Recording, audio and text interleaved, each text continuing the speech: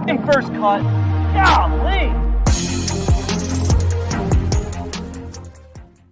Welcome to the First Cut Podcast. I'm Rick Gehman, and this is your mega preview pod for this week's RBC Canadian Open. It's storylines, it's best bets, it's one and done, and it is all presented by FanDuel Sportsbook. Make every moment more, and that's exactly what we're going to do, starting with Patrick McDonald. Patrick, good day. Good day, guys. Canada Open, Canadian Open. It seems to be a hotbed for drama over these past couple of years. I'm hoping maybe for a little more this week. Well, I'm a little bit nervous because, it's Tuesday afternoon. It's been pretty quiet up there to the north. And the last couple of years have, there's been a lot of breaking news, seismic agreements, et cetera, et cetera. Greg DuCharme is here. Greg, I like a more subdued lead-in to a Canadian Open. Yes, I have no problem with it. But as you know, north of the wall, winter is coming. Are you completely caught up, Greg? Did you watch the whole thing of Game of Thrones? Yes, I watched the whole thing. What are the few shows? I'm not a big show guy, TV guy, but we watched all of Game of Thrones and I loved it. So are you now watching House of the Dragon? No, should I? Oh, season 2 is coming out next month, I believe. Yeah. So I don't know if you should, Greg. So Mina's watching it. I've kind of just been in and out on it. It seems good. It seems interesting, right? And that's what I was going to say, Patrick, is I think it's like June 16th or 17th, mid-June, they're releasing the second season of that. Okay. I might have watched some of the first season. It seems pretty good. Came out a while ago. That's what I heard is like, it's been forever since they did. Long, I forgot about it. Yeah. If it's the right, which I think it is. I think I watched it. It just kind of felt like you want the same thing, but it's just not. Now there's been a layoff. I don't know. Maybe my wife really liked it too. She wants to watch all of Game of Thrones again. Wow. So maybe we'll watch a second season of House of Dragons. Yeah, we've been talking about that since we watched the finale. Just redoing it. It hasn't. Yeah, we got to do it. We got to watch it again. So it comes up every once in a while. Do you watch this? What are there, 8 seasons? Something like that? 8, yeah. A lot. And honestly, Greg, in college, I did rewatch before like the final, maybe second to last season. Me and my roommate, we zipped through the first 6 in like maybe a couple weeks. No classes those 2 weeks. Yeah, I could tell. It's a big commitment. Good for you guys. I'll tell you what, we've got a little bit of a news roundup this week, and that's exactly what it is. Just kind of a roundup. No real big topics that we need to get super steep on, but I think worth noting, the big news out of Tuesday comes from the ladies' side. That's Lexi Thompson, 29 years young, announcing that she's going to retire from professional golf, from the regular circuit at the end of the year. And Greg, while only 29, she has been a professional for like half of her life. Yeah, she played in her first U.S. Open, as this week, of course, is the U.S. Women's Open. She played in her first U.S. Women's Open at the age of 12. So it's a lot of time in the spotlight. It's been a wonderful career.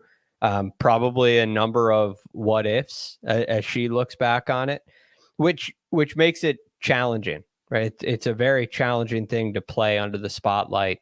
It's a challenging thing to have media attention, which in the case of Lexi Thompson is probably more attention than her accomplishments deserve, because she has been the leader of American golf, which has not been the dominant country on the ladies' side. So it's a lot of pressure to deal with. And I never give an athlete a hard time for retiring. I think, if you don't like the spotlight, if you're done with it, if it tires you out, if it takes the love out of the game for you, then you should step away.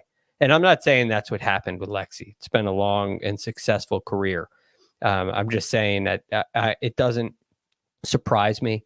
And I don't think that it's a negative thing. I think it's a career that is absolutely worth celebrating. Yeah, I think it's the grind, Patrick. You know, it's every day since you could swing a golf club, basically, and you've been doing it at the highest level for, like I said, half your life. I mean, it must be grueling. It's literally all she knows is professional golf. She's gonna like walk out of the end of the season. It's gonna be like the Truman Show. It feels like she's gonna have the whole world open up to her all the time in the world to do whatever she wants, to enjoy life, do all the fun stuff she hasn't been able to do. And like Greg said, no matter the age, I mean, kudos to her on a phenomenal career. This is her 18th U.S. Open. 18th. She's 29. That is freaking bonkers. That is absolutely insane. And obviously 6 Solheim Cup appearances that kind of like rejuvenated her at the end of last year. It seemed like 15 wins, a major, like Greg said, definitely a number of what ifs. I think of Congressional recently, a couple years back at that PGA, two-stroke lead with 3 to play. The U.S. Open as well at the Olympic Club, lead by 5. That's the one I remember. Was just like me too. Slow motion car wreck. Yeah. But like Greg said, it's a lot of pressure to be the face of a country's like sport. And it's definitely been Lexi Thompson for as long as I've been following golf. I feel like I've kind of followed her career a decent amount just because we're close in age. And, you know, she hasn't always welcomed the media attention. I think she's been more open recently, which has been good with stuff like the match with Rory and the rest of the guys there, and Rose Zhang too. But kudos to her. She did kind of hint that the full-time schedule, definitely content hanging that up, but she'd be open to maybe an event here or there if the opportunity comes about. She's probably going to start playing the best golf of her life. Yeah, literally. Literally. Right. Because she's 29 years old, and all of a sudden there's this big exhale of pressure, and she is so extremely talented. I wouldn't be surprised to see her pick up an event and contend or even win. I love it for her. 29. She's got the money. She's going to be able to play. Like if she wants to do more Netflix stuff or the match or whatever, she can do that. She can play. She can play basically anything. She's got her whole life ahead of her. I mean, this is great. She's made it. Yeah, I'm happy for her. Congratulations, Lexi. Play well this week. What else we got going on? There will be a hearing tomorrow in Kentucky on the Scottie Scheffler case. By the way that it's the verbiage that I was reading. Well, first off, Scottie does not have to be there, so they agreed on that. Let's see. The parties agree, and with the permission of the court, the defendant, Mr. Scottie Scheffler, will not be present, will be represented by counsel. The Jefferson County attorney will address the court. This has to be. This has to be. We're just dropping the charges. This just absolutely has to be. I see no other reason why we would have something like this. I mean, I've said this might be the third time I've said this now, but this has to be the moment in which they drop the charges. Minimum the felony, right? The alleged felon. We got to throw that one out the window, I feel like. Yeah. You look at those videos that came out last week, the 2 new videos, and I know there is stuff that clearly happened before that, but that certainly did not look like there was no semblance of a felony charge. The way that whole situation on camera went down. He's just driving so slow enough that you could catch up to him by running, you know, in the rain, in the dark, like it wasn't even optimal running conditions. Right. And apparently you're on the ground beforehand. Yes. Right? So you get up, it's like an up down and then chase after a car. So that doesn't look great. It looks like Scottie certainly didn't do anything wrong. The public opinion and eyewitnesses seem to think Scottie didn't do very much wrong. So it makes you wonder kind of what are we protecting and serving? And if Detective Gillis really was injured the way that he was said, I suppose that could be a reason. And I don't want to dismiss that. But there have definitely been accounts that put that very much into question. Like he stayed on property for hours after and then went to the hospital. that it just seems it seems strange. And if they've sorted all that out, you could be right, Rick. This could be the one where they drop it. I always thought it was going to end with Scottie paying a $250 fine for some traffic violation, reimbursing the $80 pants, and everybody just moving on. Maybe we're there. Maybe we're at that point. I don't know. Wouldn't it be cool if like a signed flag worked? That's worth like $250, right? Yeah. Honestly, yeah. I do not think that any of this has to do with the fact that he's the number one player in the world, right? I just think when it comes to justice systems across the country, it should be about getting it right, no matter what the external circumstances are. In this case, we're only paying attention to this because it is the number one player in the world. For sure. But hopefully they just get it right. It's like instant replay in sports. Just get the call right. Little VAR action.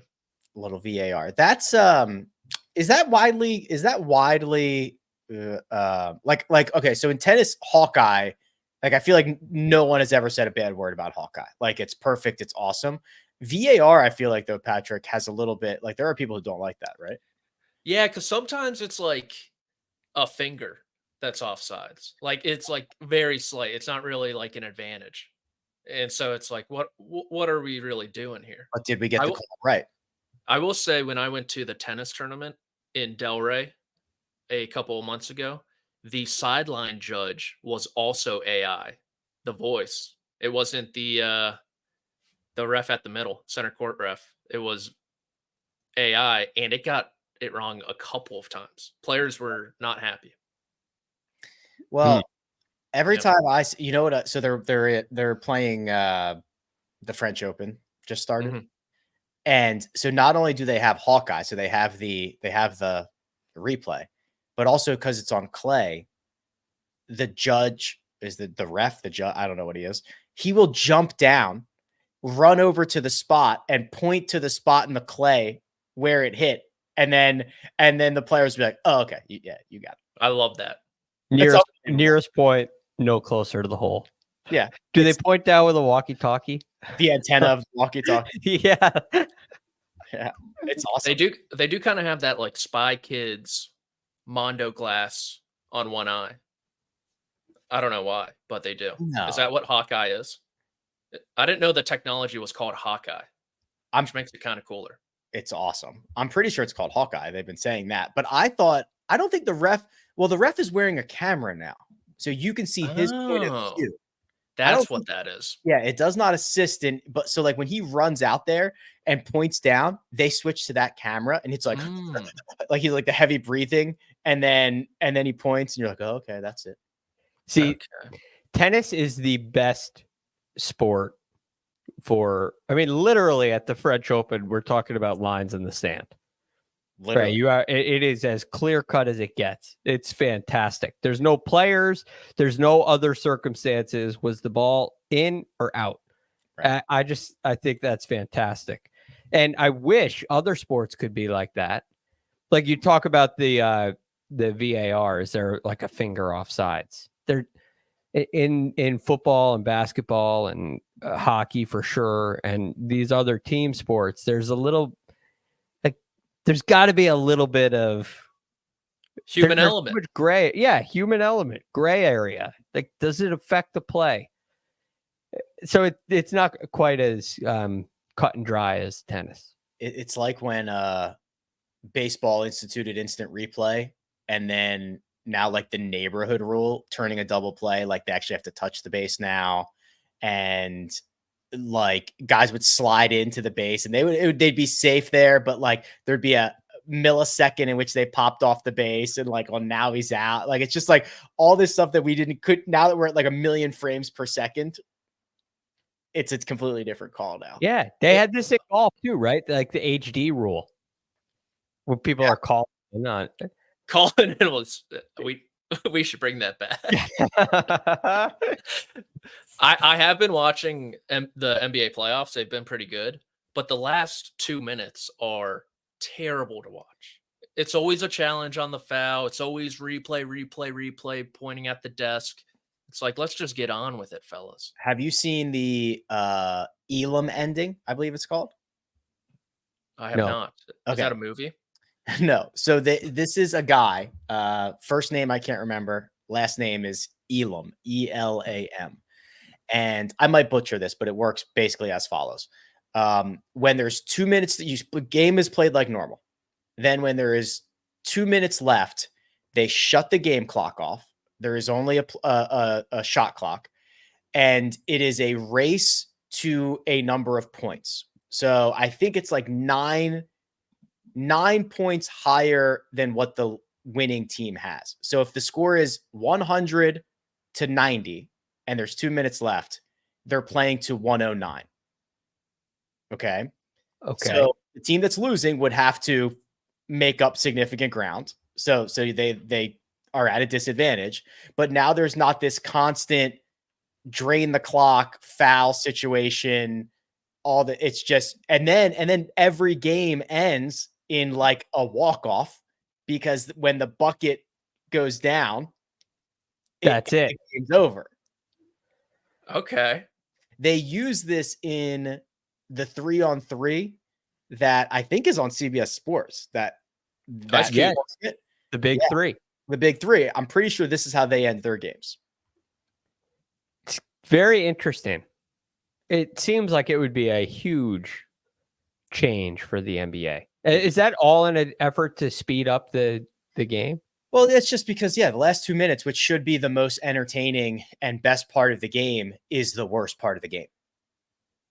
Because of the fouls, the intentional fouls, the slow pace of it, the timeouts, the replay, all of this stuff adds up. The last 2 minutes takes 20 minutes.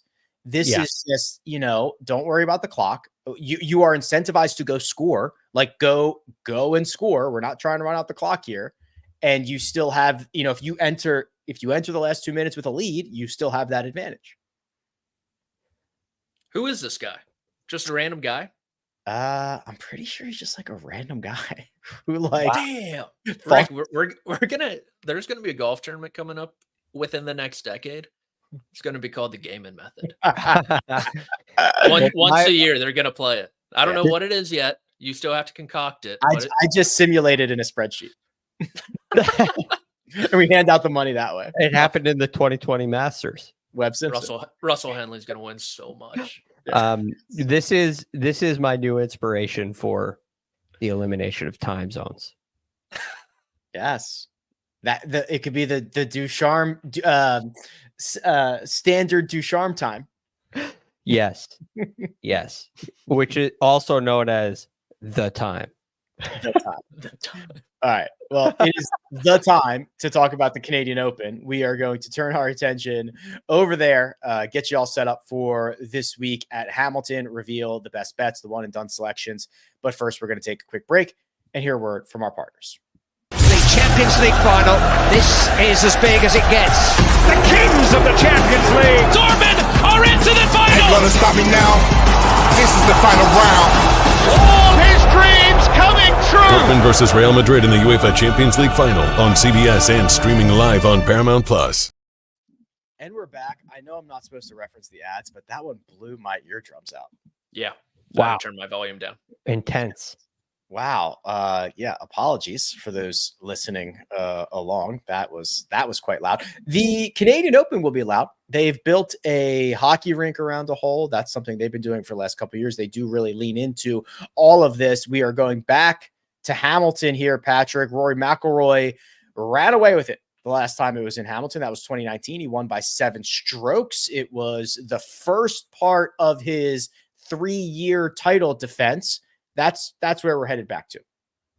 5 years since, I believe, the 7th time it is hosting overall. It's gone through a little bit of a renovation there. A lot of runoffs, tight runoffs, which should be fun as well, but short par 70, like 7,000 yards. You have to imagine with these guys, they're probably going to tear it up. But you look at this leaderboard, I'm sure you guys talked about it a little last night. Shane Lowry, Webb Simpson, Henrik Stenson was in the mix, Snedeker. The grasses are different, but this leaderboard is pretty much outside of McIlroy, the Wyndham Championship to me. okay, Patrick is not entirely wrong. I will also give him, Cam Young is exciting. Tommy Fleetwood and Shane Lowry are at least likable. I meant the 2019 leaderboard. Those people who found success. Those like Henrik Stenson, he's won at such. Sung JM, he's played great. You got Snedeker, he's won twice there. Webb Simpson, he's named 2, 3, maybe 4 kids after that as well. So I think there's some skill set correlation. Was my point. Got it. Okay. Well, I took it strength of field as well, Greg, which is also not entirely wrong. No, but I do find this interesting. To Patrick's point, and Rick, we talked about this. Your view on this golf course is that distance will take out a lot of trouble off the tee. Yes. And that is portrayed in Rory McIlroy's success. The data as a whole, you kind of correlate it through the entirety of the field, and it skews more towards accuracy being more important. So I'm very interested to see how that kind of plays out. To Patrick's point, Wyndham Championship, this sets up like a putting contest. But I think there are a lot of players which makes you nervous when you're picking, right? Guys that aren't necessarily great ball strikers hit it pretty good, get going on the greens, and all of a sudden you have contention, which seems like it's out of nowhere. So I'm curious to see if that's the model that's going to work, or if someone can dismantle it and separate themselves with the driver. It seems like we got a couple of different options, which opens up this field.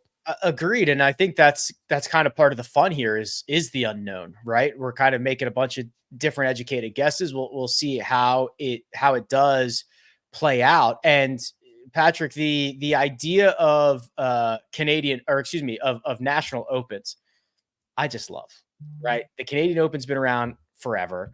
We have the Mexico Open, which is now just a couple years into being a PGA Tour event, but that event has been around forever. It's been PGA Tour Latin America, Corn Ferry. It's been all over the place. We're going to get the Scottish Open. We're going to get the US Open. We're going to get the Open, the British Open. I just love these, right? And I feel like this one in particular is trending right now. It has quietly turned into a top 5 event for me, regardless of signature status. That's a whole different conversation. I feel like these national opens should just be signature events to begin with. Agreed. And you've touched on it before, Rick, where the naming of them too. Let's just do the LA Open presented by Genesis. Right. And instead of like the branding could just get so much better. You could have everything could get better, but the Canadian Open, despite a tough spot on the calendar, despite not having the signature status, has turned into a phenomenal tournament. I touched on it a little bit with all the drama. You had Rory McIlroy going after Greg Norman after his win. Justin Rose almost shot 59 that Sunday as well. You had Jay Bird in the booth. That was probably a low point for the PGA Tour, to tell you the truth. Last year, you had the deal, Rory, sacrificial lamb, Tommy Fleetwood, Nick Taylor, 72 feet for eagle, glorious and free. He's the new silhouette in the logo now. Just unbelievable tournament. And it's because the Canadians care. They really get behind this tournament. And you can tell the community is all the way behind it. And it's awesome viewing. And I know it's awesome on the grounds there too. And I know the players love it as well. I will say this. A lot of guys who, not a lot, but a number who are probably skipping next week. Tom Kim, this is his 4th. Sam Burns, this is his 4th in a row. Can't imagine they go 6 straight with the US Open. That's interesting. Yeah, this is a very populated spot on the schedule. And Greg, as Patrick was rattling off all of those momentum items for the Canadian Open, we're going to cap this off with the President's Cup at Royal later this year. I mean, the Canadians who love their sport, love golf, are going to get 2 massive events this year.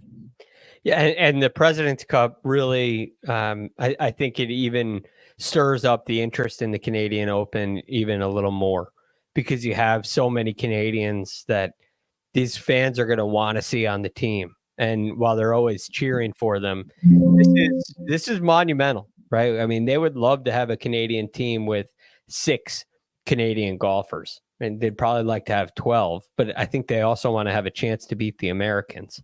So let's just say 6 to give them a good number. And they're going to be cheering on the Taylor Pendriths and the Adam Svensons, right? And all those kind of bubble boy Canadian golfers who can make a big impact on Mike Weir this week.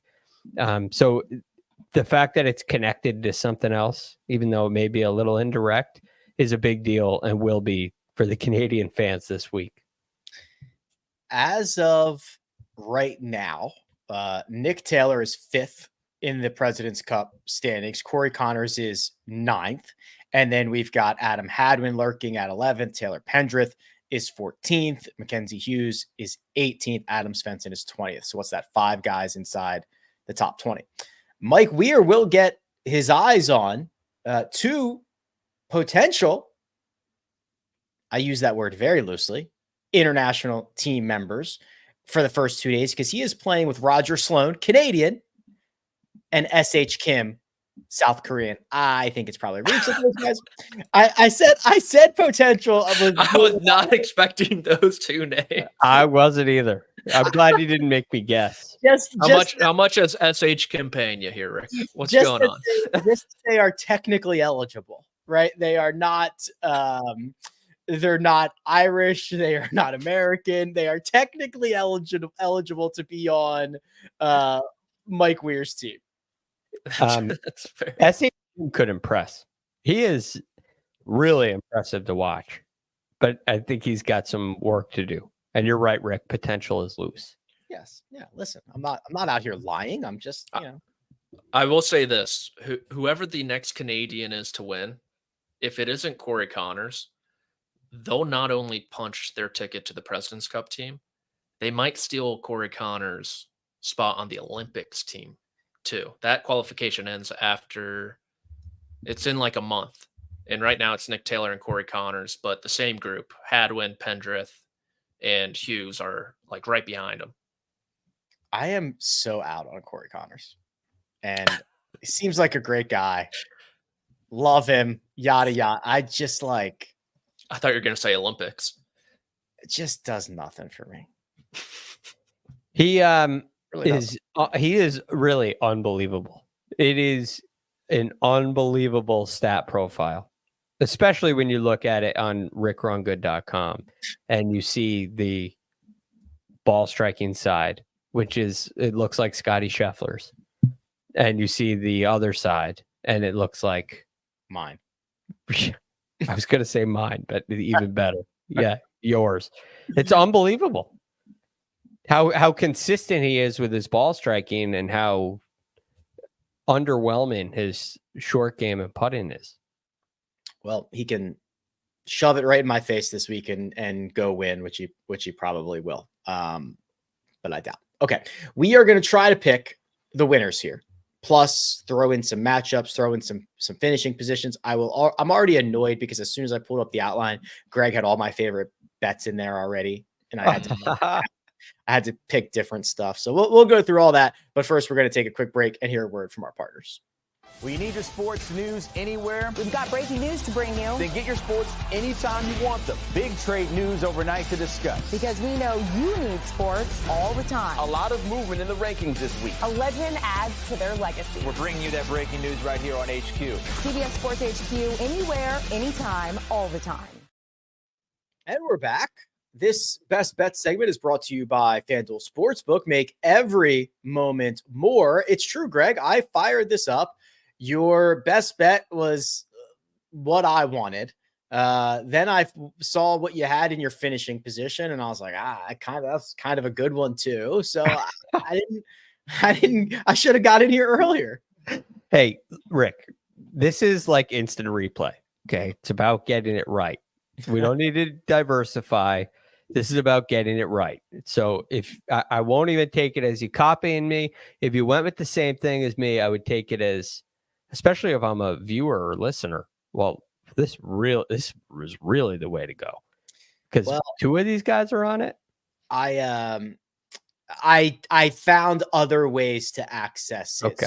Yeah, we'll see that in just a second. So here's how it works. Josh gives us $100. We take it over to FanDuel Sportsbook. We put 50 on a matchup of our choice, 30 on our favorite finishing position, 10 each on two separate outrights. We type them up, we put them into a grid, and we release that grid right now. Yes, there it is. The 2024 Charles Schwab Challenge says at the top. We'll get that fixed. Here we go. Doesn't matter. The bets are in, and we're going to start with our matchups. And Patrick, why don't you kick us off here with your matchup of choice? Boom. There it is, the 2024 RBC Canadian Open betting board. I have gone with two guys who have been kind of disappointing, I think, in 2024. Tom Kim, -105 over Sam Burns. Burns was really good at the beginning of the year, but ever since we've gone away from the West Coast, which kind of doesn't make sense for Sam Burns, he has not been playing well. And so I'm going to go with Tom Kim over him. The Sedgefield connection. He's got a bit more consistency right now, so I'm going to roll with him. -105, my main man, the global superstar, Paul Tesori on the bag, so we have that connection too, over Sam Burns, who has missed 3 cuts in his last 5. Yeah, those are two guys that are having weird years for sure. Yeah. Tom Kim over Sam Burns. So what I was alluding to with that whole speech earlier is that Greg has exposure to a lot of Taylor Pendrith. I wanted exposure to a lot of Taylor Pendrith. So I went with Taylor Pendrith over Aaron Rai at +105. We're going to talk about him a lot. I just think this is a good course fit for him. I think he's being undervalued. We will spend a lot more time talking about him. Greg, your matchup, please. Going with a little Canadian theme. I'm going with Mackenzie Hughes over my boy, Adam Hadwin, which pains me in a couple ways. One, I hardly ever put minus money bets in here. He's at -115. But I think Mackenzie Hughes is due to have a really good week, especially if a putting contest breaks out. He's been putting the ball beautifully. And I think his form's just a little bit better than Adam Hadwin's. So I'm taking Hughes over Hadwin -115. Speaking of Adam Hadwin, I will take the over on whatever the line is of how many times they show him getting tackled from last year. What about his wife and Nick Taylor's wife skydiving in tomorrow into the tournament? Is that real? Did you guys see that? Oh, yeah. I did not see that. Oh, yeah. So Jess Hadwin, she's awesome on Twitter. She's going to skydive in with Nick Taylor's. Wait, wife. Not skydive? I believe so. I believe they're going to be strapped to a couple guys and they're going to skydive in. Did I misread that? That's a big misread if you did.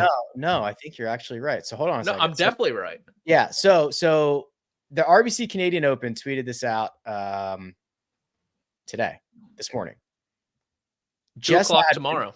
And Andy Taylor, which is Nick Taylor's wife, will be starting the tournament in high octane fashion, thanks to the Skyhawks of Canada, which their Twitter bio is in French. I'm going to assume it's some skydiving company or group. See it live Wednesday. You can at 2 p.m. Yeah, it looks like they are going to skydive into this golf course. How baller is that? We should start every tournament with players doing that. I know Liv does that. Sometimes Greg Norman will get up there. I think the defending champion at every tournament has to skydive in. I wouldn't want to win. But like at their tee, like they have to skydive to the first tee, take it off. Their caddy will be waiting for him, and then hit the shot like 1 minute later. Yes. Well, I think this caddy's got to skydive with the clubs too. Have you just be shooting down? I'm assuming by your reaction, Greg, you have never been skydiving. I never have and never will. Patrick, have you done it? I have skydived and I've bungee jumped. The latter is scarier in my opinion. Yeah, I don't like the idea of bungee jumping. No, it was very scary. I have done a skydive. That's also I think that I would never do it again. I've done it. I would never do it again. And I don't think I would bungee. I think I'm too old and nervous about everything now. I don't want to bungee jump. Yeah. I like to say I'm more of a ground guy. The ground game. Skydiving made me feel ways that I like my body. I never like when you're feeling terminal. What is it? Terminal force. What is it called? Like when you're dropping at like the highest rate of velocity that an item can drop. Free fall. Free fall. That's like, I don't think your body's supposed to feel that. The skydive videos that they sell to you at the end, which I obviously bought because like you, Rick, it's like, when am I going to skydive again? They're so funny. The face, it's like, tuck your legs, tuck your legs, tuck your legs. And you're like,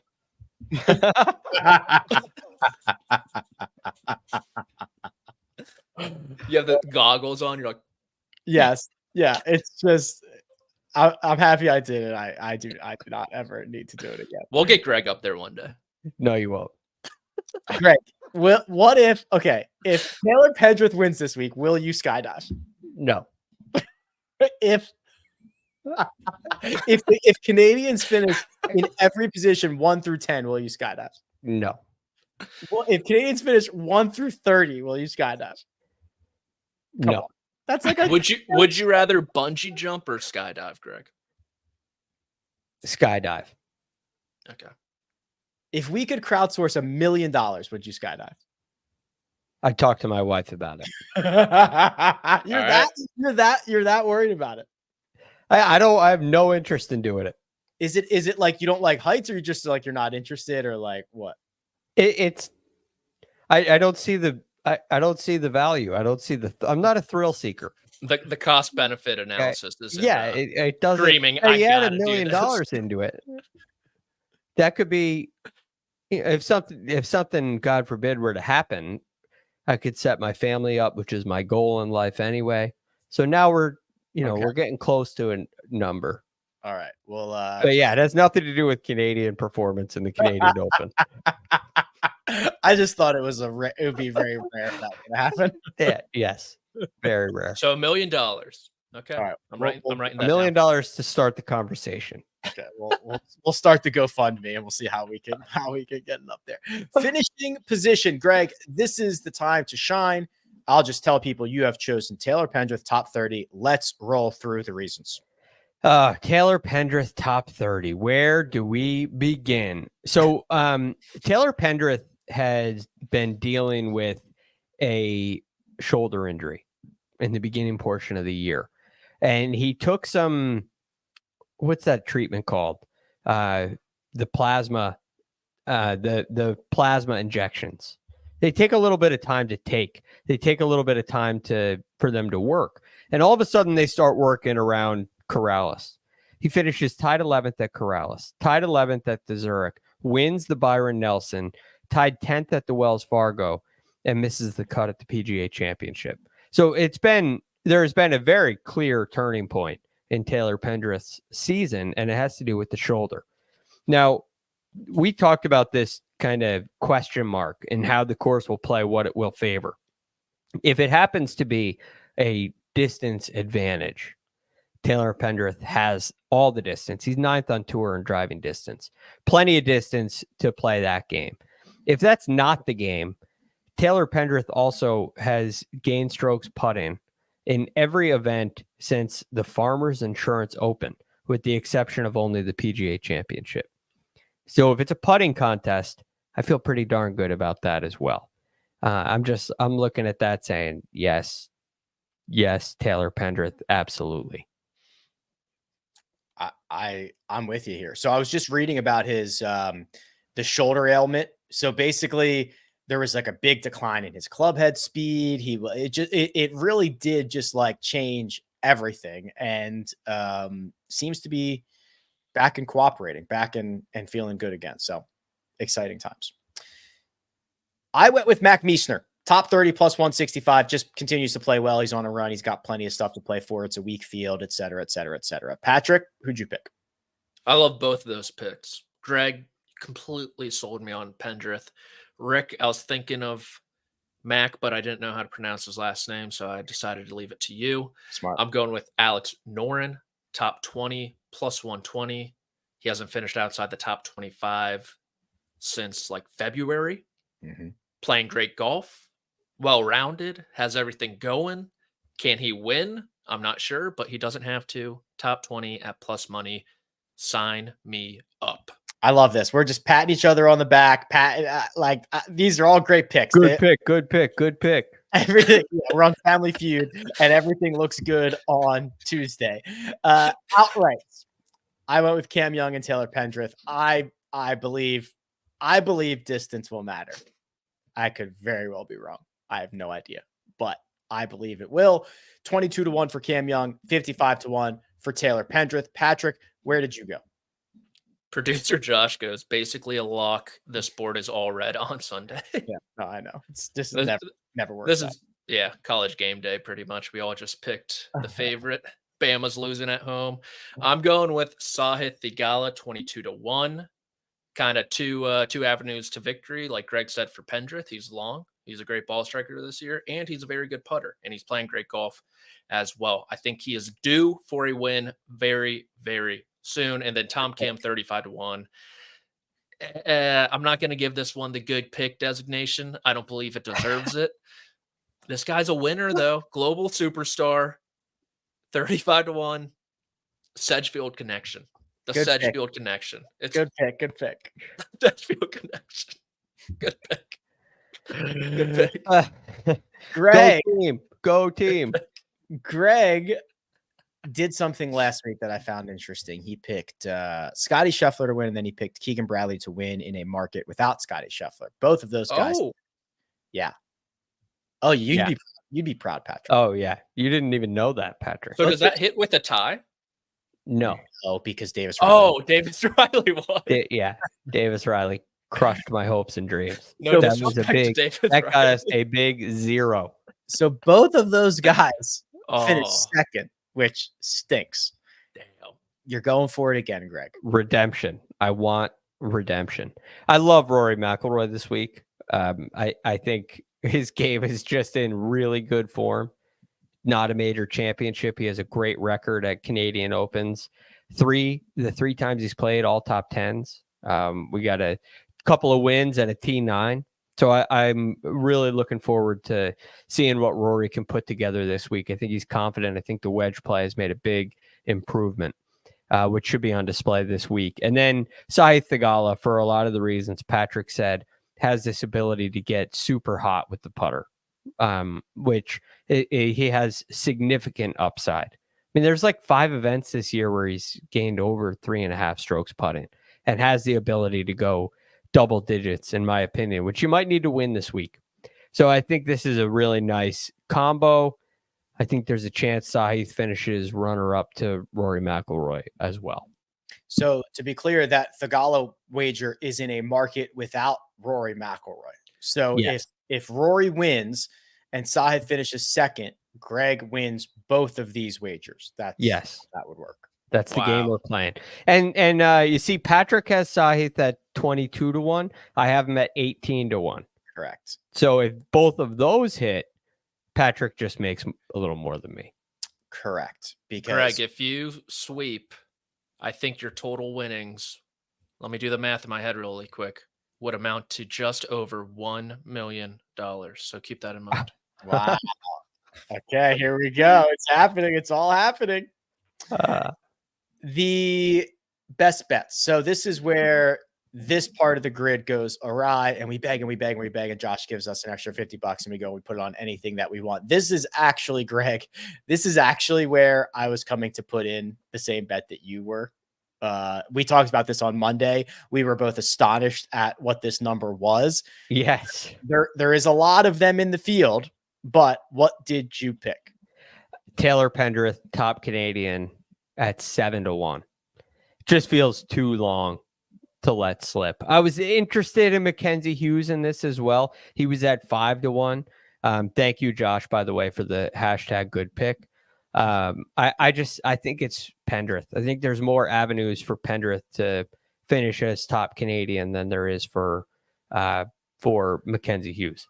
Yeah. So Corey Connors is the favorite here. He's plus 320. Mackenzie Hughes is 5-1. Adam Hadwin is plus 650. Taylor Pendrith, who won 3 starts ago and has done nothing but finish inside the top 10 outside of a benign miscut at the PGA Championship, is 7. He's actually 7.5 to 1 now. Svensson is 7. Svensson hasn't contended in a decade. No. Nick Taylor, that's actually not bad, 8-1, but he's been miserable. So there are 1, 2, 3, 4, 5, 6, 7, 8, 28, 10, 11, 12, 24. I counted. Well, there's 25 that you can bet on. That's how I'm counting it. Okay. Is Cameron Collette on it? Or Marc-Olivier Placé? Yes, both of them. What about Justin Matthews? Yeah. Or Jake Lane? Yep. Huh. Maybe I'm wrong. 7, Ashton McCulloch? 10, 11, 12. Yeah, I think you're wrong, bud. Etienne Papineau? God, that's a hell of a name. That's my top Canadian. Etienne Papineau, 50-1. Yeah. I think I think you got a little excited and added. Yeah. Oh, you know who's Richard Taehoon Lee? What about John Jacob Jingleheimer Schmidt? Yep, 100-1. No. Richard Lee is not on this list. Ah. He's on your site, Rick, as a guy who's trending. Well, he's been crushing the Asian tour. He's got like 7 straight Asian tour top 10s. Something like that. All right. Watch out, Taylor Pendrith. Watch out, Taylor Pendrith. Okay. I went Robert McIntyre for top 40 minus 105. Started to hit it better. I just want a reason to follow Bobby Mack. I think this is a decent spot for him. Top 4 pages of the leaderboard. Come on, you can do that, Robert. And Patrick, back to Old Faithful. What have you chosen? Rory McIlroy to win, 4-1. He is just a lot better than everyone else in this field. Let's not overthink it. Greg has called it the post-Masters season for Rory, and he has been brilliant thus far in it. So let's ride the wave.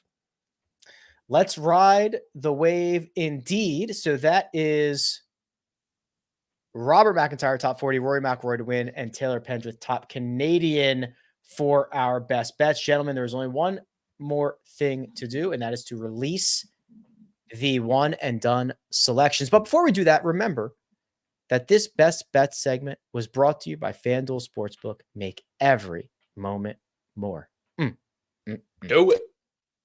The one and done. The very competitive one and done, except for Kyle at the bottom, who is at 3.2 million, and he has selected Nick Taylor. I thank Kyle for his duty being in the basement, because if he was not, it would be me at 7.3 million. And I have opted for Cam Young. Josh, slightly ahead, less than $100,000 ahead of me, 7.4 million, has opted for Alex Noren. Mark at 8.3 million, who will have all of these golfers favorited in his PGA Tour app by the time Thursday comes around, has selected Shane Lowry. Patrick at 9.4 million. I can't believe I'm just in the presence of the two at the top of the board here. Patrick at 9.4 million has selected ... Global superstar Tom Kim. Don't love it. Wanted Sahith here. Went to pick him. Boom. Sorry, bud. Picked him in Houston. Ugh. Totally forgot about that. I was also going to pick Sahith, and I had also used him. Tough. So let's go, Tom. Sitting in the lead, $1.8 million ahead of Patrick, and a mere $7.9 million ahead of Kyle. Greg, our current trivia champion and our current leader. Wow, you'd get a second. Wow. Our current leader in one and done. We'd have to give him a money bag emoji, Josh, if he wins this. Yes. Or you could give it to him now, and it could be like a yellow jacket. Oh, France. I like that idea. Give it to him now. Let's add it to him now. Greg, That's a great idea, Rick. Thank you. I appreciate that. Greg has chosen whom?